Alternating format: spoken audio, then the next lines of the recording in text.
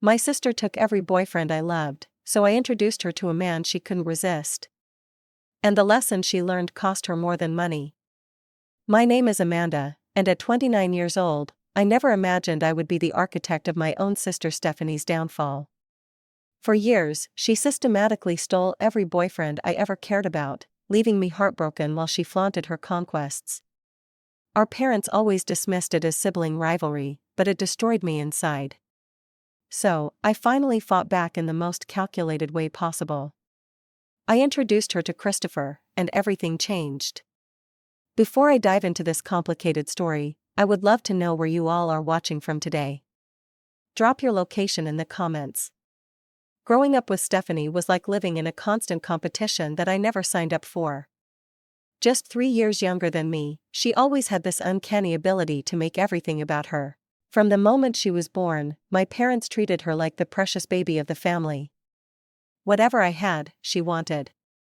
Whatever I achieved, she had to outdo. I tried to be the understanding older sister, making excuses for her behavior and believing that eventually she would mature out of it. Our childhood home in suburban Chicago was comfortable but tense with the undercurrent of favoritism. When I made honor roll, my father would nod approvingly. When Stephanie made honor roll, there would be a special dinner celebration. When I won second place in the science fair, my mother said, "Good job." When Stephanie won third place the following year, they framed her certificate. These small inequities piled up over the years, creating a foundation of resentment that I tried desperately to ignore.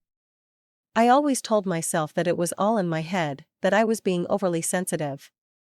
I convinced myself that what mattered was that I loved my sister and she loved me back.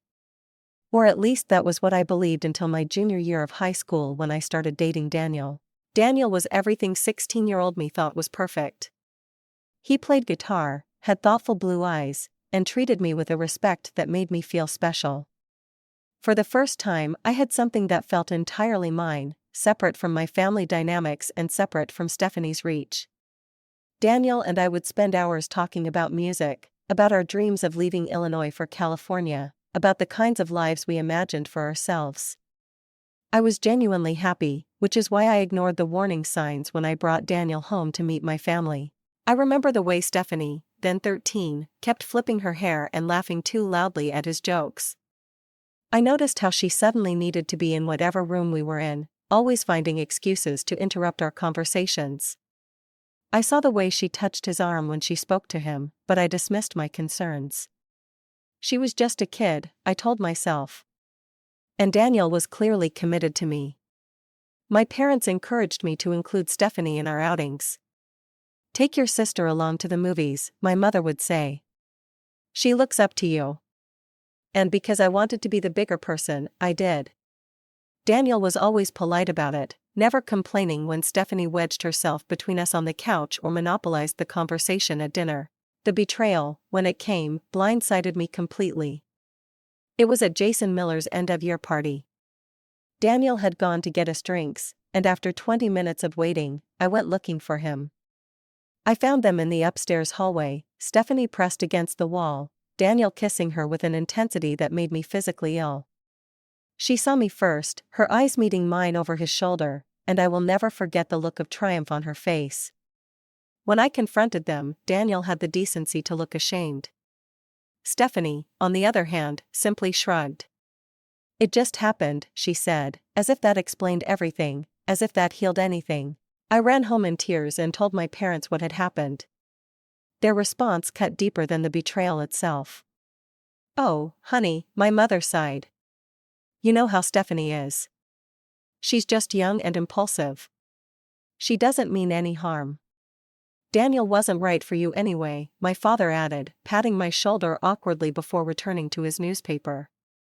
That night, I cried until I had no tears left, not just for the loss of Daniel, who had been my first real heartbreak, but for the realization that in my family, my pain would always be secondary to Stephanie's wants. Still, I told myself that this was a one-time mistake, that Stephanie was young and would grow out of this behavior, that forgiveness was the path to healing. I was wrong on all counts. College became my escape. I chose Northwestern, just far enough from home to justify not coming back except for major holidays. Those first months away were healing. I made new friends who knew nothing about my family dynamics, joined the campus newspaper, and gradually rebuilt my confidence. By sophomore year, I felt like a new person, one defined by my own choices rather than my relationship with my sister. That was when I met Jake in my American literature class. With his dark curly hair and constant supply of obscure literary references, he was intellectual in a way that challenged me. Our relationship developed naturally over coffee shop debates about Hemingway and late-night study sessions that turned into deeper conversations about our lives and dreams. For 8 blissful months, Jake was mine and mine alone. I kept him separate from my family, making excuses about why he couldn't come home with me for Christmas or spring break. In truth, I was protecting what we had. I knew deep down that introducing him to Stephanie would be risking everything. But eventually, my mother started asking questions. "Are you ashamed of us?" she asked during one phone call. "Why are you hiding this young man?" The guilt worked, as it always did. I arranged for Jake to visit during a long weekend in April. I spent days anxiously preparing, warning Jake about Stephanie in what I hoped was a casual way. "My sister can be a bit much," I told him. "She likes attention." Jake laughed and assured me everything would be fine. He loved me, after all. What could possibly happen? Stephanie was 20 by then, in community college and working part-time at a local boutique. She had grown into her looks, no longer the awkward teenager, but a poised young woman who knew exactly how to use her charm. The moment Jake walked through our front door, I saw her assess him, her eyes lighting up with interest. Throughout dinner, she directed her conversation almost exclusively to Jake, asking him thoughtful questions about his studies, his family, his aspirations. I watched as he responded enthusiastically, clearly enjoying the attention. It was Daniel all over again, but this time I wasn't going to stay silent. That night, I confronted Stephanie in her bedroom. "I know what you're doing," I said, "and it needs to stop." She looked at me with wide, innocent eyes. "What am I doing? Being friendly to your boyfriend? Would you prefer I be rude?" "There's a difference between friendly and flirtatious, and you know it," I replied, trying to keep my voice steady. She laughed then. "Amanda, if you're this insecure, maybe the problem isn't me. Maybe it's you." I left her room feeling gaslit and unsure of myself. Was I overreacting? Was I seeing patterns that weren't there because of what had happened with Daniel?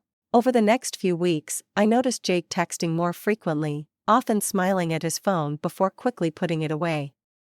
When I entered the room, he became more critical of me, pointing out flaws he had never seemed to notice before. "You always interrupt people," he said once. "Stephanie mentioned how she can never finish a thought around you."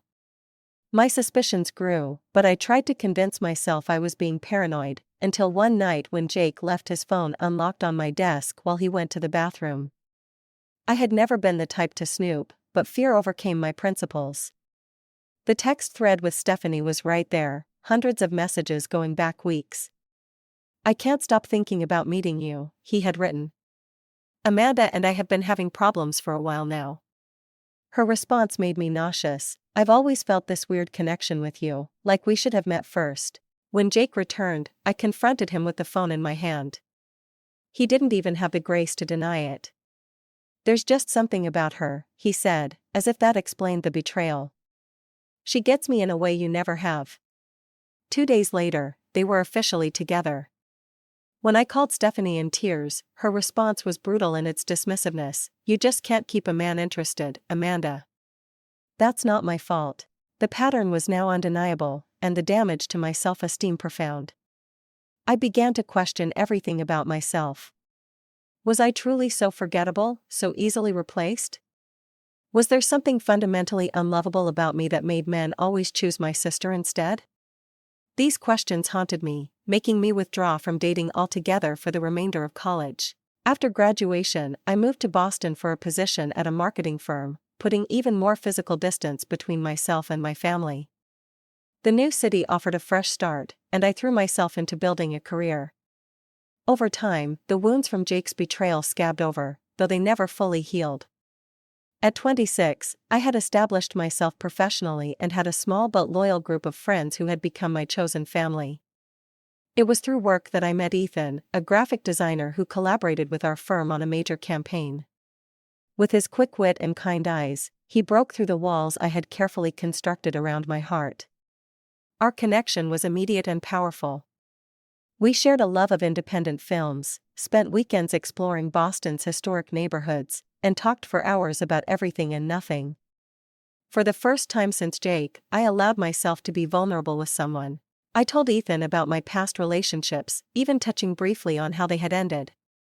Though I downplayed Stephanie's role, those betrayals still felt too raw, too embarrassing to fully disclose. For nearly a year, I kept Ethan entirely separate from my family. I visited Chicago alone for holidays and made excuses about why he couldn't join me. But as our relationship deepened and talks of moving in together began, the pressure to integrate our lives fully became impossible to ignore. Thanksgiving seemed like the right time, a short visit structured around a family meal with plenty of buffer in the form of relatives and football games. I spent weeks preparing Ethan, telling him about my complicated relationship with Stephanie, trying to subtly warn him without sounding like the bitter older sister. Stephanie and I have different approaches to boundaries, I explained carefully. She can be very friendly, sometimes overly so. Ethan squeezed my hand reassuringly. Amanda, I love you. Nothing and no one could change that. I wanted desperately to believe him. Stephanie was 26 by then, working as an event coordinator and still living in our hometown. When we arrived at my parents' house, she greeted us with enthusiastic hugs, her eyes assessing Ethan with that familiar look that made my stomach tighten. She was polite throughout dinner, asking Ethan appropriate questions about his work and complimenting him just enough to seem welcoming without raising my suspicions. It was afterward, when everyone scattered to different parts of the house, that I noticed her cornering him in the kitchen, standing just a little too close as she showed him family photos on her phone. I saw the way she touched his arm, laughed at his jokes with her head tilted just so. It was happening again, right before my eyes, the familiar choreography of seduction that she had perfected over the years. That night in our hotel room, I brought it up as casually as I could. Stephanie seems to really like you, I said, watching his reaction carefully. Ethan smiled. She's nice. Not nearly as complicated as you made her sound. Just be careful with her, I warned. She doesn't always respect relationships. He frowned at that. Amanda, she's your sister. I think you might be seeing things that aren't there because of your history. I tried to believe him. I tried to trust that our love was strong enough to withstand Stephanie's influence. But over the next few months, I noticed changes. Ethan's phone would light up with notifications he was quick to dismiss. He began suggesting we visit Chicago more frequently. He asked casual questions about Stephanie's life, her job, her interests. The confirmation came in the cruelest way. Ethan had fallen asleep on my couch after dinner, his phone periodically buzzing. When I went to move it so the vibration wouldn't wake him, I saw Stephanie's name on the screen. Against every principle I held about privacy and trust, I entered his passcode. What I found destroyed me, months of messages starting innocently enough but growing increasingly intimate. Photos she had sent him, plans they had apparently discussed about how to break the news to me. The most recent messages had been deleted, but even what remained painted a clear picture of betrayal. I woke him immediately, phone in hand, rage and hurt making my voice shake. How could you? After everything I told you? Ethan had the decency to look ashamed, but his explanation cut deep. It just happened, Amanda. We connected in a way I wasn't expecting. I tried to fight it, but there's just something about her. Something about her, I repeated numbly. There's always something about her, isn't there? After he left, I sat in my apartment alone, the full weight of this third betrayal crushing me. It wasn't just the loss of another relationship. It was the realization that this would never end, that Stephanie would always want what I had and would always succeed in taking it, that no matter how far I ran or how carefully I chose my partners, I would never be safe from this particular pain. I spiraled into a depression that affected every aspect of my life. My work suffered. I withdrew from friends. I started seeing a therapist who helped me recognize the deep patterns of family dysfunction that had led to this point. But understanding the problem didn't ease the pain of it. Trust became impossible. The idea of dating again felt like willingly walking into a trap. I built higher walls around my heart, convinced that isolation was preferable to inevitable betrayal. For nearly 2 years, I existed rather than lived, going through the motions of a life while keeping everyone at arm's length. The worst part was knowing that Stephanie had not only taken the men I loved but had taken my ability to love at all. By 28, I had perfected the art of avoiding family gatherings. Christmas was spent with friends. Birthdays were acknowledged with cards and brief phone calls. When mandatory events arose, I developed a strategy of arriving late, leaving early, and keeping conversations with Stephanie superficial and brief. My parents noticed, of course. Their response was predictable in its dismissiveness. "You need to get over this," my mother said during one phone call. "Stephanie has moved on. Why can't you be the bigger person?" My father urged, "Family is family."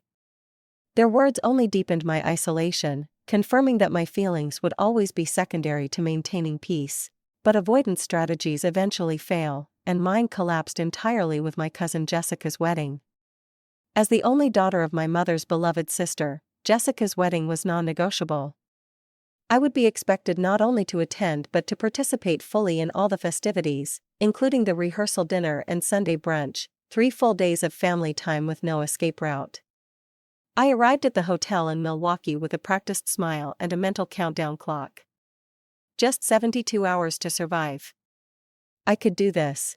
The rehearsal dinner went smoothly enough, with the large gathering allowing me to avoid direct interaction with Stephanie. But at the wedding reception, luck abandoned me entirely. I was seated at the family table directly across from Stephanie, who was radiant in a blue dress that matched her eyes perfectly. She was between boyfriends at that point, or so I had thought, until she casually dropped a bomb into the conversation.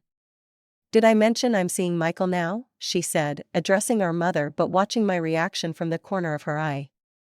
Michael, my college boyfriend before Jake, who I had dated briefly but intensely during sophomore year, who I had introduced to my family at a summer barbecue 6 years earlier. "How did that happen?" my mother asked, delighted. Stephanie smiled. "We reconnected on Facebook. Turns out he never forgot meeting me at that 4th of July party at the lake house." The conversation continued around me as I sat frozen, a familiar numbness spreading through my chest. It wasn't even that I still had feelings for Michael. It was the pattern, the relentlessness of it, the way she collected the men from my past like trophies. My Uncle Brad, 3 drinks in and oblivious to the undercurrents, laughed loudly. "Stephanie, you sure do have a type. Always Amanda's hand-me-downs, huh?" The table erupted in laughter, everyone except me.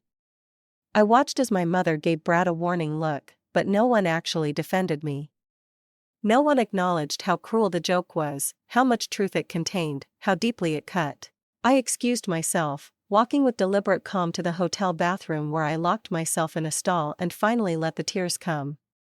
Years of accumulated pain poured out of me as I pressed my forehead against the cool metal door.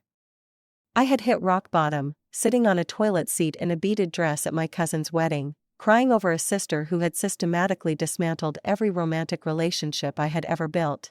I don't know how long I stayed there before I heard the bathroom door open and a gentle knock on my stall. "Amanda, are you in there, dear?" My grandmother Rose's voice was soft with concern. At 82, she was the family matriarch, sharp as ever despite her physical frailty.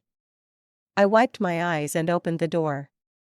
She took one look at my face and pulled me into a hug that smelled of Chanel No. 5 and wisdom.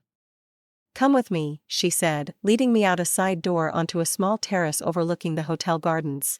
In the cool evening air, sitting beside the one person in my family who had always seen me clearly, I finally told the whole story, every betrayal, every dismissal, every time my parents had minimized my pain and excused Stephanie's behavior.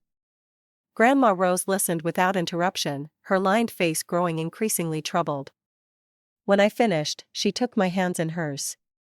"I've watched this happen for years," she admitted. "I should have said something sooner. Why does she do it? I asked, the question that had haunted me for more than a decade. Grandma Rose sighed. Stephanie has always defined herself in relation to you. If you have something she believes she needs, she takes it to feel complete. It's not about the men themselves. It's about taking what's yours. And everyone just lets her, I said bitterly. Yes, she agreed, surprising me with her candor. Your parents have enabled this behavior by never setting consequences. They thought they were keeping peace, but they were just postponing a reckoning. She paused, her eyes finding mine with unexpected intensity.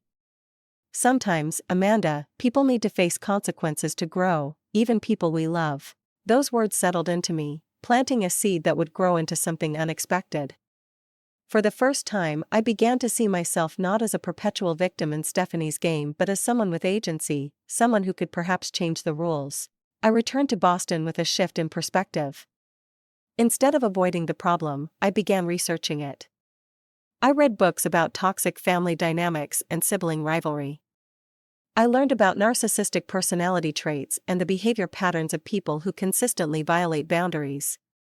I discovered that people like Stephanie often target those closest to them, seeing relationships as transactional rather than emotional.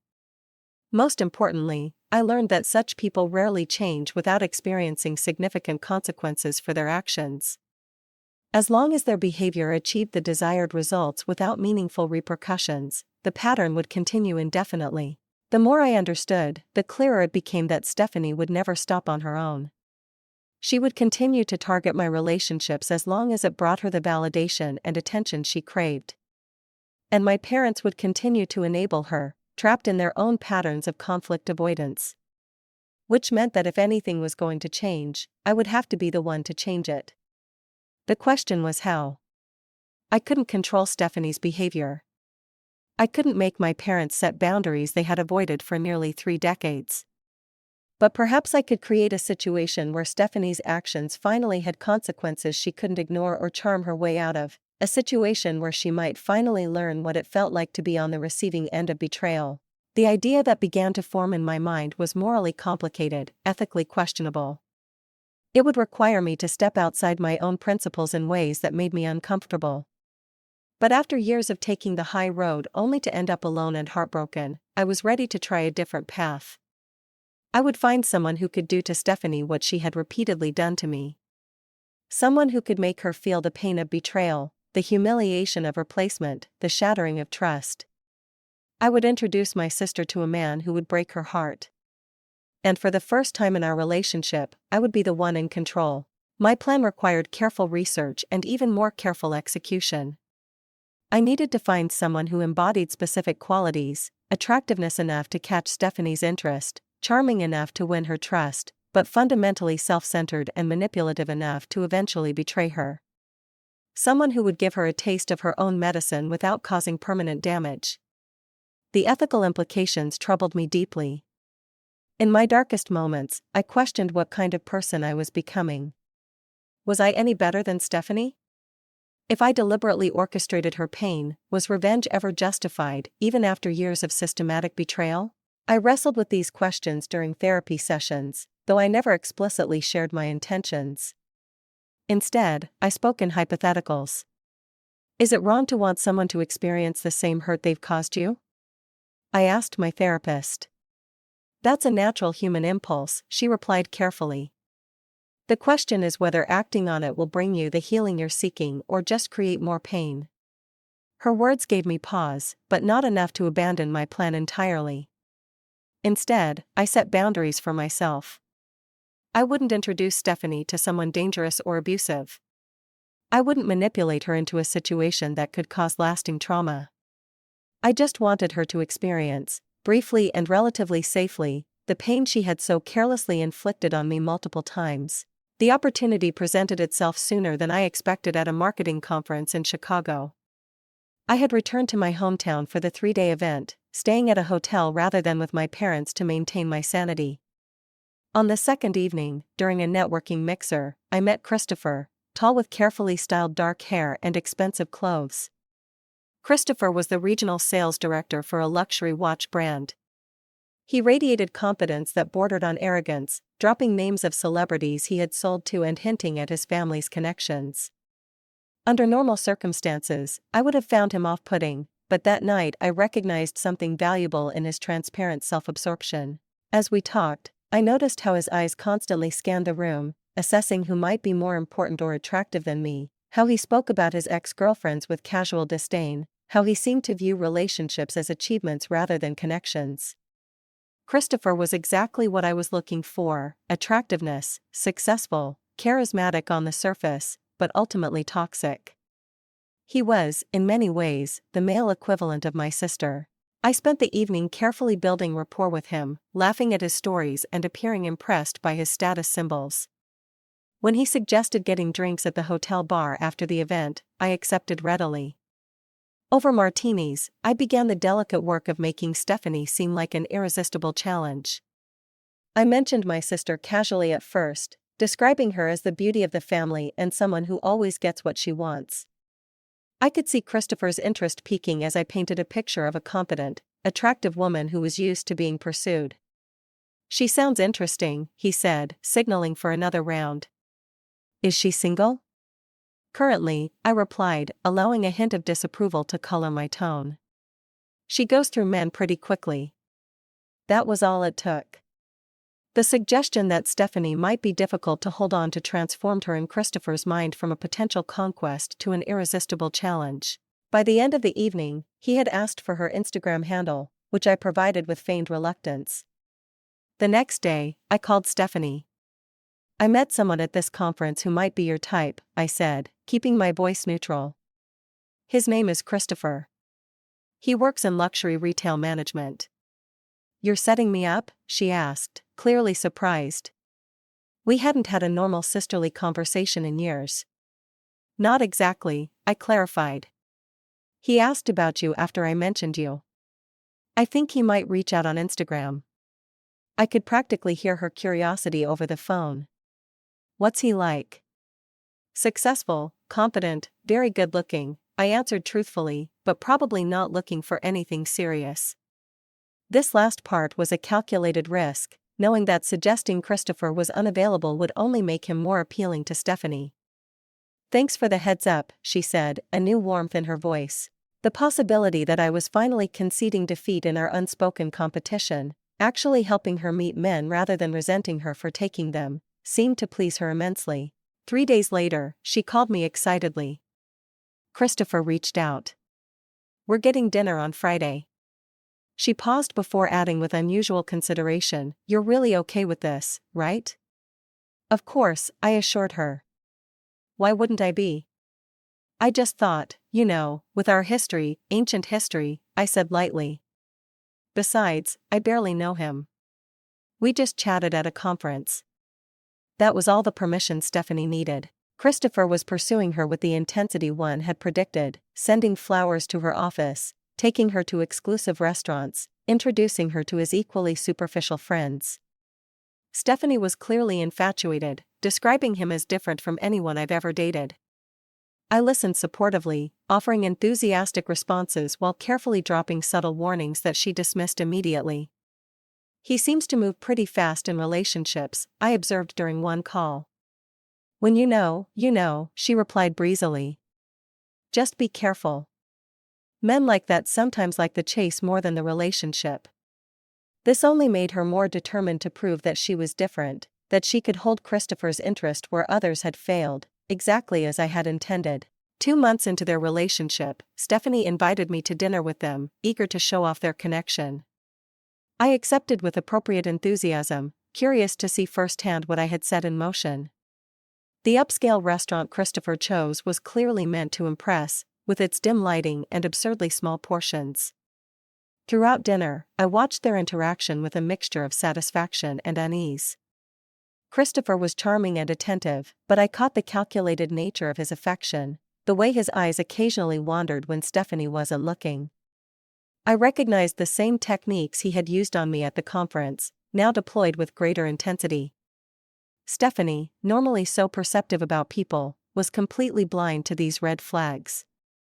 She glowed with happiness, touching Christopher constantly, laughing at all his jokes, looking at him with an adoration I had never seen from her before. She was, I realized with a start, genuinely falling in love with him. As I observed them together, my satisfaction began to curdle into something more complex. I had wanted Stephanie to experience rejection and betrayal, yes. But seeing her so vulnerable, so completely taken in by someone I knew to be fundamentally untrustworthy, stirred unexpected protective instincts. For a moment, I considered warning her more explicitly about Christopher's character. But then she said something that hardened my resolve. "Amanda's taste in men has really improved," she told Christopher with a laugh. "The guys she used to bring home were so boring, before they met me." Christopher chuckled uncomfortably, clearly recognizing the implication. I smiled tightly and said nothing, remembering every heartbreak, every betrayal, every time my parents had told me to just get over it. In that moment, I recommitted to my plan. Stephanie had made her choices repeatedly over the years. Now she would finally experience the consequences. Over the next 6 months, I watched from a careful distance as Stephanie's relationship with Christopher intensified. My role shifted from architect to observer as their dynamic took on a momentum of its own. Through occasional phone calls with Stephanie and updates from my parents, I pieced together the progression of what I had set in motion. The first 3 months were a whirlwind romance straight out of Stephanie's dreams. Christopher took her to New York for a weekend, introduced her to minor celebrities at industry parties, and showered her with expensive gifts that signaled commitment without actually providing it. Stephanie, usually so independent and quick to move on from relationships, was completely enamored. "He might be the one," she told me during a rare sister lunch when I was in Chicago for work. "I've never felt this way before." I nodded sympathetically, ignoring the twist of guilt in my stomach. "Just make sure you're not moving too fast," I cautioned, knowing she would ignore the advice. "You sound like Dad," she laughed. "Christopher and I understand each other. We're the same." That was truer than she knew, though not in the way she meant it. Around the 4-month mark, subtle changes began to appear in Stephanie's behavior.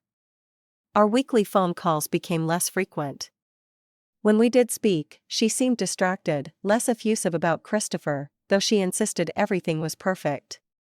Through my mother, I learned that Stephanie had stopped joining our parents for their usual Sunday dinners, always offering last-minute excuses. "She's just wrapped up in that new boyfriend," my mother said with the indulgent tone she had always used for Stephanie's behavior. "Young love, you know how it is." But I recognized the signs of isolation that often precede control. Christopher was gradually separating Stephanie from her support system, a classic tactic of manipulative partners. I had researched enough to recognize the pattern but had never anticipated it would go this far. 5 months in, during a rare phone conversation, Stephanie mentioned that she had lost touch with several of her closest friends.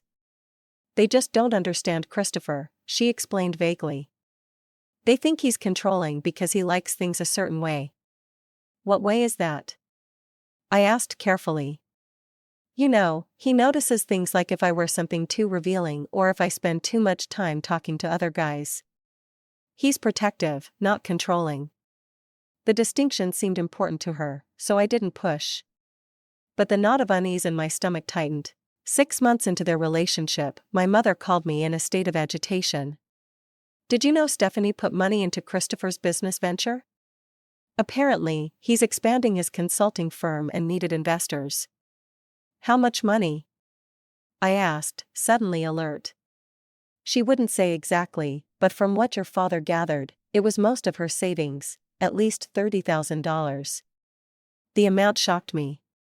Stephanie had always been careful with money, saving diligently since her first job. That she would invest so heavily in Christopher's business without consulting anyone suggested a level of manipulation I hadn't foreseen. I called Stephanie immediately, but she didn't answer. When she finally returned my call 3 days later, her voice was defensive before I could even broach the subject. "Mom needs to mind her own business," she snapped. "And so do you. The investment is completely legitimate. Christopher has clients lined up already." "Did you have a lawyer look at the paperwork?" I asked. "I don't need a lawyer to trust my boyfriend," she retorted. "Not everyone has your trust issues, Amanda." The conversation ended abruptly, leaving me unsettled and increasingly concerned. What had started as a plan for Stephanie to experience a moderate heartbreak was evolving into something potentially much more damaging. I had wanted her to learn a lesson, not lose her life savings to a con man. 7 months into their relationship, the situation imploded spectacularly. I was in Boston when I received a call from Stephanie at 2 in the morning. Her voice was almost unrecognizable, raw from crying. "He's gone," she said without preamble. "Christopher's gone, and so is my money." I sat up in bed, sleep forgotten. What happened? The story emerged in broken fragments. Christopher had been increasingly controlling over the previous months, checking Stephanie's phone regularly, criticizing her clothes and friends, creating arbitrary rules that she had to follow to prove her loyalty. The financial investment had been followed by requests for additional loans that she had provided without question, believing in the business and in him. Then, without warning, he had disappeared, his apartment cleared out, phone disconnected, social media accounts deleted. The business address he had provided turned out to be a virtual office that forwarded mail to a P.O. box that was now closed. "I tried to call the bank, but it's too late," Stephanie sobbed. "The money's gone, almost $40,000, Amanda. Everything I had saved." The depth of Christopher's deception shocked even me. I had pegged him as selfish and manipulative, certainly, but not as an outright criminal. What I had set in motion had spiraled far beyond my intentions. "I'll be on the first flight tomorrow," I promised, already opening my laptop to book tickets. When I arrived at Stephanie's apartment the next day, I found her transformed. My competent, vibrant sister was hollow-eyed and diminished, moving like a much older woman. The apartment itself reflected her state, with unwashed dishes piled in the sink and clothes strewn across furniture. "I should have seen it coming," she said as we sat at her kitchen table. "There were so many red flags." "Manipulative people are good at hiding their true intentions," I offered, the irony of my words not lost on me. What followed was a full confession that shook me to my core. Christopher's emotional manipulation had gone far beyond what I had observed or imagined. He had systematically undermined Stephanie's confidence, alternating between lavish praise and cutting criticism until she never knew what to expect. He had isolated her from friends who raised concerns, convincing her that they were jealous of their relationship. He had created elaborate stories about his business ventures, complete with falsified documents and testimonials from supposed clients. Most disturbingly, he had begun to use Stephanie's history of taking my boyfriends against her, accusing her of flirting with his friends and suggesting that she was fundamentally incapable of loyalty. He would say things like, "Once a thief, always a thief," she revealed, staring into her cold coffee. He said I'd stolen other women's men before, so he could never really trust me. He knew about Daniel and Jake and Ethan. He knew everything about our history. The realization hit me like a physical blow.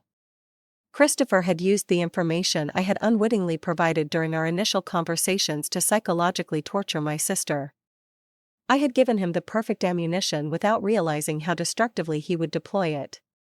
My guilt must have shown on my face because Stephanie reached for my hand. "I'm sorry, Amanda, for all of it, for every boyfriend. For every time I hurt you. I never understood how it felt to be betrayed like this." The apology I had wanted for years finally came, but it brought no satisfaction, only shame. Before I could respond, Stephanie continued, her voice breaking. "The worst part wasn't even the money. It was the things he said, the way he made me feel about myself, like I was worthless, like I deserved to be treated badly because of the things I'd done to you." As she spoke, I realized that my revenge had worked far too well. I had wanted Stephanie to experience rejection, to feel the sting of betrayal as I had. Instead, I had exposed her to a predator who had systematically dismantled her self-worth and financial security. The revelation of my role in this disaster came 3 days later when our parents arrived to help Stephanie begin the process of financial recovery. As we sat in her living room discussing police reports and bank statements, my father asked the question I had been dreading. "How exactly did you meet this Christopher person?" Before I could formulate a suitably vague response, Stephanie answered. Amanda introduced us. She met him at a marketing conference. My parents turned to me with identical expressions of surprise.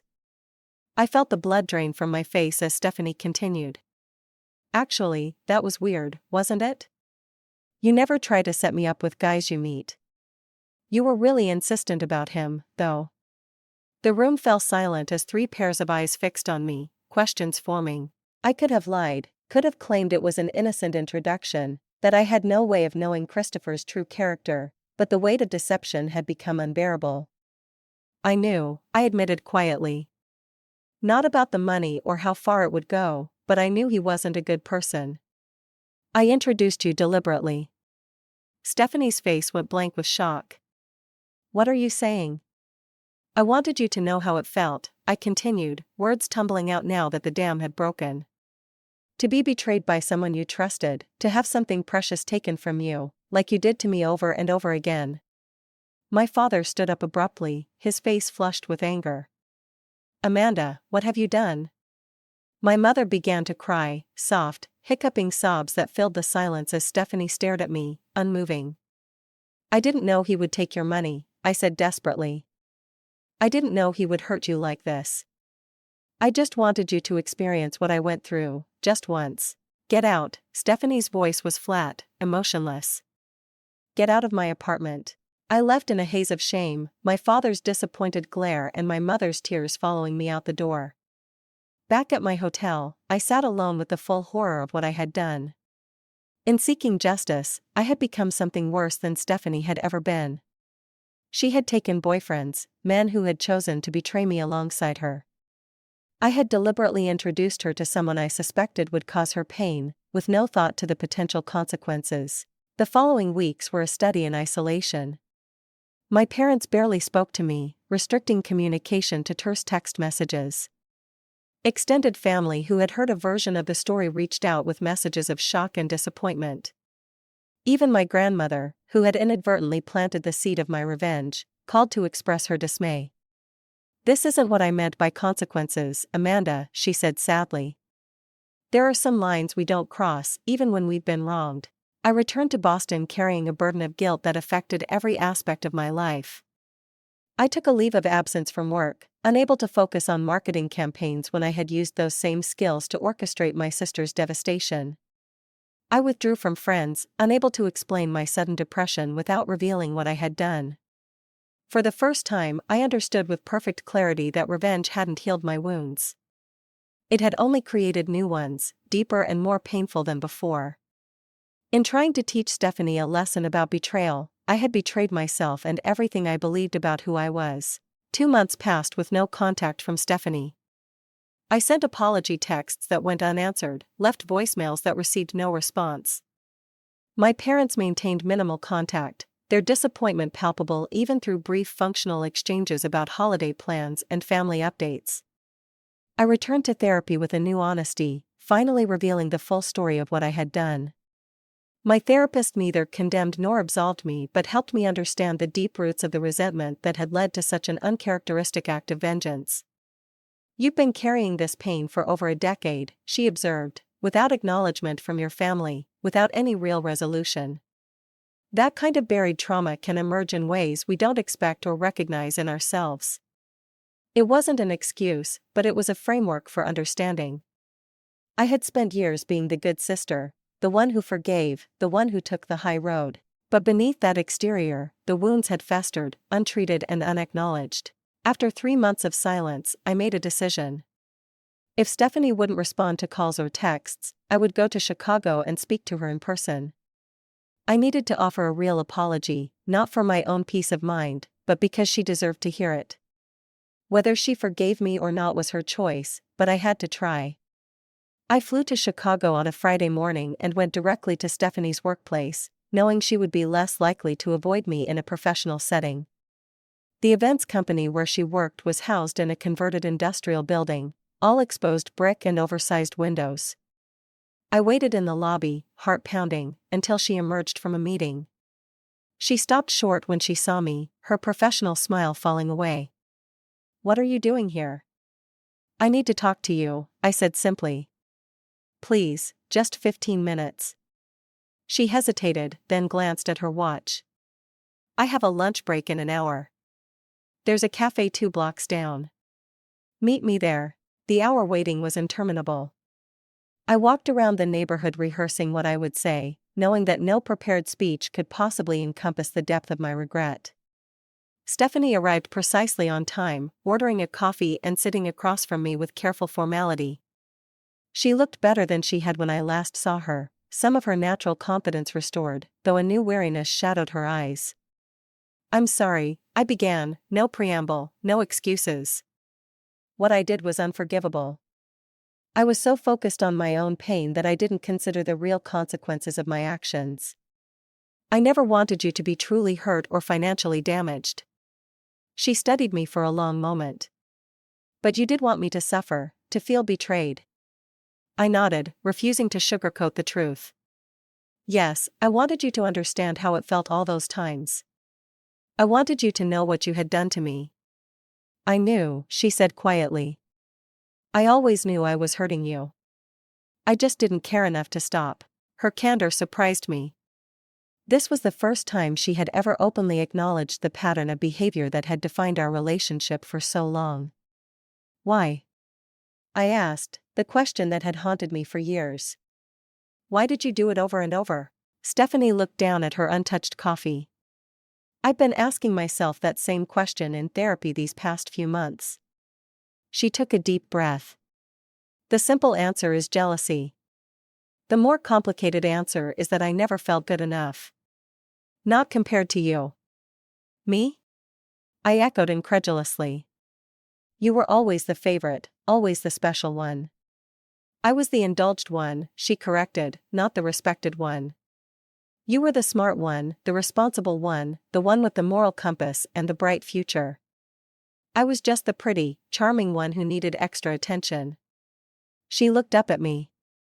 Taking your boyfriends was the only way I knew to prove I could be chosen over you, that I could win at something that mattered. The revelation stunned me. All these years, I had viewed our relationship through the lens of my own insecurity, never considering that Stephanie might have been operating from a place of even deeper inadequacy. That doesn't excuse what I did, she continued. But Christopher, he showed me what it really means to be betrayed by someone you trust completely. To have your heart broken and your confidence shattered at the same time. She met my eyes directly. No one deserves that. Not even me. Especially not you, I said, meaning it. What I did crossed a line that should never be crossed. Using someone else as a weapon, I became something I never wanted to be. Stephanie nodded slowly. We've both done terrible things to each other, haven't we? That simple acknowledgement, the first time our mutual culpability had ever been stated aloud, opened a door I had thought permanently closed. Can we try again? I asked hesitantly, not to forget or pretend it didn't happen, but to build something different. I don't know, she answered honestly, but I'd like to try. That lunch became the first of many cautious meetings. We established boundaries that had never existed in our relationship before. No discussing romantic partners initially, no family gatherings until we had rebuilt some foundation of trust, regular check-ins about how we were feeling, a radical departure from our lifelong pattern of buried resentments and unspoken competitions. I helped Stephanie navigate the legal process of trying to recover some of her money, using connections through work to find a lawyer who specialized in fraud cases. She was ultimately able to reclaim about a quarter of what she had lost, a small victory that helped restore some of her confidence in her judgment. Our parents struggled to adapt to the new dynamic between us. They had spent decades enabling our dysfunctional relationship, and the sudden appearance of healthy boundaries and honest communication left them floundering. My mother, in particular, seemed disturbed by our refusal to simply pretend everything was fine, as had been the family tradition. I don't understand why you two need to keep rehashing the past, she complained during a rare family dinner 6 months after my confrontation with Stephanie. Can't we just move forward? Stephanie and I exchanged a look of newfound solidarity. We are moving forward, Stephanie replied. But we're doing it honestly this time. Gradually, over the course of a year, we rebuilt our relationship from the ground up, not as the competitive siblings of our childhood or the rivals of our early adulthood, but as two women with a shared history and a genuine desire to know each other as we really were. I learned that Stephanie had always wanted to write children's books, a dream she had never pursued because it seemed too whimsical compared to my serious career. She learned that I had a passion for urban gardening that had nothing to do with my professional identity. We discovered interests and aspects of each other that had been obscured by decades of rivalry. The healing wasn't linear. There were setbacks, moments when old patterns reasserted themselves or when the weight of past betrayals seemed too heavy to move beyond. There were difficult conversations about our childhood, about our parents' role in fostering our unhealthy competition, about the ways we had each been shaped by the dynamic we had created together. But there were also breakthroughs, the first time we laughed together genuinely and without undertones of competition, the first time we defended each other against our parents' attempts to reinstate old patterns, the first time I was able to talk about a new relationship without fear that Stephanie would try to interfere. 2 years after the Christopher disaster, Stephanie moved to Boston for a fresh start, taking a position with an events company there. Not to be close to me, she was careful to explain, but not deliberately far away either. We were learning to exist in each other's orbits without destructive collision. Now, sitting across from her at a Sunday brunch that has become our weekly tradition, I can hardly believe the journey we've taken. The woman before me, animatedly describing her latest work project, is both the sister I've known all my life and someone entirely new. Someone I'm still getting to know, still learning to trust, still discovering how to love in a healthy way. The road to this point has been painful beyond measure, filled with betrayals from both sides. What I did in introducing her to Christopher was wrong, a moral failure I will always regret. But from that terrible mistake came the honest reckoning our relationship had needed for decades. True healing, I've learned, doesn't come from revenge or from pretending wounds don't exist. It comes from acknowledging the full extent of the damage, taking responsibility for our own actions, and doing the hard daily work of building something new from the ruins of what was destroyed. Stephanie catches me watching her and raises an eyebrow. What are you thinking about so seriously? Just how far we've come, I answer truthfully. She smiles, a genuine expression that reaches her eyes in a way her practiced charm never did. We still have a long way to go. And she's right. The work of maintaining this fragile new connection is ongoing, but for the first time in our lives, we're walking that path side by side instead of in bitter competition.